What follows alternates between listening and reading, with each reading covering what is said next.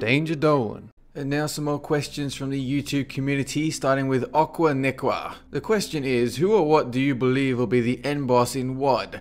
I personally think it will be Kil'jaeden, that somehow he will corrupt Gul'dan or Ner'zhul, and we will finally be fighting Kil'jaeden in his final form. So we're talking about the absolute final boss for an expansion, the end of the expansion storylines. Like in Mists of Pandaria, they show the events leading up to this current expansion, Worlds of Draenor, with Garrosh coming to power and the siege on Orgrimmar. So what I would take from that is they're planning to introduce a new story as the expansion goes on. If you think about the start of Mists of Pandaria, it was basically just a general war theme on a new continent. No one really expected that we would be fighting Garrosh in Orgrimmar at that time. And I believe the same thing is going to happen here. We're going to be sent to Draenor, the new area. We're going to be fighting the warlords one by one until eventually a new storyline unveils itself and we have some new super enemy to fight. Now obviously they're not going to make the same mistake they did with MoP, where they just reveal the end enemy at BlizzCon. That was ridiculous. And instead we just got to guess who it might be. Now there are a few potentials there. I don't know, I don't have any inside knowledge on what the storyline is going to be or how it will unfold. But there are some general enemies and people of interest that may end up taking the mantle of the final boss. I wouldn't exactly expect it to be a warlord, because I figure they're going to be bosses for raids and dungeons and the like. Whereas the super enemy would be someone hidden, you know, controlling events behind the scenes. The Emperor to Darth Vader. Now there is a very high possibility that Kil'jaeden and the Demons of the Burning Legion might show up. However, there is a big issue with that, and it has to do with time mechanics. Because we are in an alternate dimension for Draenor, does that mean we're going to have to fight two separate Burning Legions? Or is Gul'dan in contact with some other Burning Legion? Like, what's the go there? You know, they have to explain it to us before I would swallow Kil'jaeden and the demons showing up to be our final enemy. You know, is it going to be our Kil'jaeden that we pumped back into the Sunwell? Or is it a new one, an alternative one? You know, what's the deal there? And even so, would people swallow the possibility of having the same final boss for two different expansions, Burning Crusade and Worlds of Draenor? Because I wouldn't be too fine with it. I want someone new, someone interesting. Now you've also got bronze dragons like Kairos Domu and, you know, Nozdormu, all those guys who are acting very shifty on like the Timeless Isle. And if anyone has read the War Crimes novel, I'm not going to spoil it for you, but they do kind of reveal themselves as not really bronze. Well, they are bronze dragons, but you know what I'm talking about with the whole. They're infinite dragons, alright? They're infinite dragons. They said it they are, and that's obviously going to turn into a storyline. They wouldn't just put that in the book unless it meant something. So it could be bronze dragons, but we could also, as Aqua mentions, maybe it's going to corrupt someone like Gul'dan or Ner'zhul, or even a good character. But I do believe that the whole corruption element of, you know, having a good character turn bad has been it's got a stigma now, because Chris Metzen corrupting people, and suddenly people don't like that. So obviously they've got to think outside the book. I mean, think about how many times they had to explain, no, Garrosh is not corrupted, he's doing his own thing. Like, they had to drill into people's heads because they knew people would be like, oh, he's corrupted.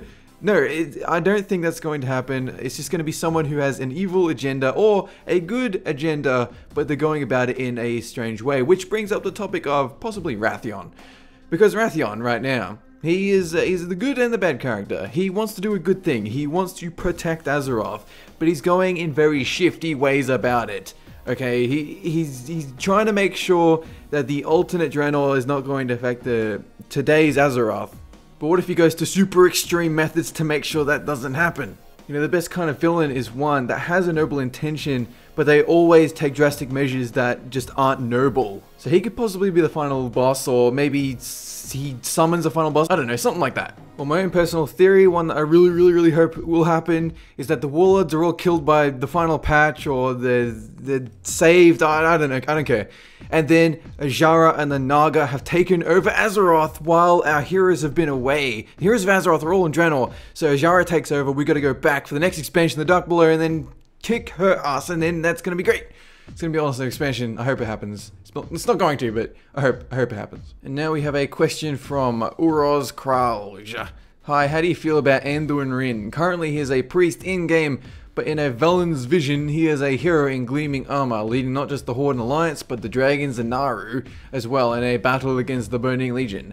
Do you think we could see that in a Burning Legion expansion, or maybe on Draenor? So if we do see any character development with Anduin and Rin, I can guarantee it's going to be in one of the damn novels and not in the game. Possibly reflected in the game after it's been released in a novel. But Anduin Rin, right, here's the thing about Anduin Rin. He really needs a character revamp, because he's a likable character, but I don't like him. He's like one of those kids from the movies where they're just wimpy little shits, and it's like, get off the screen and let the cool characters come in and do things. And he really needs to develop. He needs to be his own thing. He needs to stop being the kid in the group of all these heroes of Azeroth. You know, someone like Wrathion has his own thing. He's mysterious, he's a dragon, he's got all kinds of motives, but Anduin Rin is just a black and white. It's not even black and white, he's just white, and he doesn't do anything. So even though he's got all this potential, we're not seeing any of it. He's just there. He's just a person doing things that we all expect. He's very cliche at this stage. He needs a revamp on the level of Jaina. You know, spice it up. He doesn't have to turn evil or anything, but he needs to do things. A great way to go about it would be to treat him like Gohan from Dragon Ball Z, where he's growing up. Like, initially he's just this wimpy little shit, and nobody cares about him.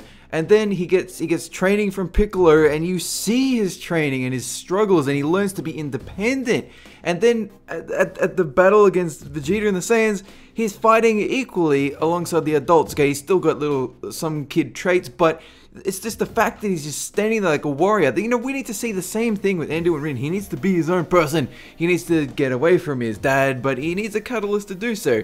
It needs to be some event that will make him awesome. But he doesn't have to be awesome like everyone else. He just needs something, some personal trait that we can all look at and go and be like, wow, that's actually pretty gnarly. Like, he's got nothing like that at the moment, and he needs something like that. Maybe Thrall could abduct him and start training him about orcish ways, and then he can turn Super Saiyan and defeat Cell. That'd be pretty sick. And now a question from Kizamaru the DK. Why haven't they thought of using other worlds in WoW, like they're doing with WoD, except they're using the old Outland structure? Why can't they let us explore the outer reaches of space, or more than that than they've already shown us? It's the reason why I left. I got bored because it simply lost my attention. So let me take you back to 2007, I think that's when Burning Crusade came out. The start of Burning Crusade, and the feedback, initially, was people on the forums complaining that Burning Crusade and Outland felt too alien to what they were used to from vanilla WoW, where everything had geography and made sense, and then you come to this crazy world where everything's surreal and landscapes are all over the sky and what's going on, I don't understand. And people apparently didn't like that. Like, it wasn't me, I didn't say that. I thought it was awesome, but apparently people didn't like that, whatever. And they even had the idea about Garrosh heading to Outland and resurrecting the warlords, so we'd be fighting skeleton versions of Black Hand and other warlords that escaped my Nezul and Gul'dan. So they kind of shied away from doing otherworldly type expansions, possibly why they cancelled Emerald Dream, but you never know. I guess they just wanted to stick with places like Northrend and Outland 2.0 and Pandaria, you know, the same ass, boring, normal geography that we've all seen a million times has been retextured. But now that we have this alternate Draenor, it opens up some possibilities. You know, what if we could go to the new Warlords version of Azeroth? You know, the one that's set in, what is it, the Warcraft 2 era or something like that? You know, what if that's now reachable? But if that is so, how does it affect our timeline? Do we have to go with the same explanation of old Azeroth has a portal and they're summoning dwarves and some archers to attack Stormwind, we have to go in and stop them? You know, it's not a very good system you have there. Maybe it would work that the two worlds are colliding with each other, so old Azeroth and new Azeroth are combining, but then you've had that Cataclysm revamp. You know, I don't want another Azeroth revamp. You know, kill me's dead. I don't want another one of those. And if it is another world, one of those worlds you see when you have a look at the Outland or Draenor landscape with the worlds hovering over there, Why are we going there? What is there over there that we could be doing? You know, we went to Outland to stop Illidan. We went to Northrend to stop Arthas, Deathwing, and then we went to Pandaria to drink some beer. We all had reasons to go to our place. I mean, as I said, you can't do that portal attack thing again.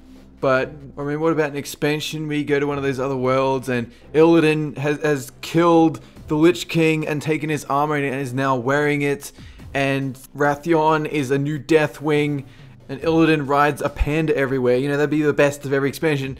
And then you just whack it into some crazy world like Xerox or whatever that world is called with the Void Walkers. It could be great. It could be absolute fucking shit. I personally hope they're going to explore other worlds, but I would like a very good reason to do so. But more than that, I would just like to see the other side of Azeroth, because obviously there is something there, and it could be exciting. We'll have to wait and see. And I'm going to assume they're going to have a new continent on the other side of Azeroth. I'm calling it, alright? I don't care how many years we have to wait. They're going to have another side of Azeroth. It's going to be a huge expansion. Azshara 2.0, riding Deathwing. It's going to be sweet. Anyway, that is it for this Q&A. Have a good one!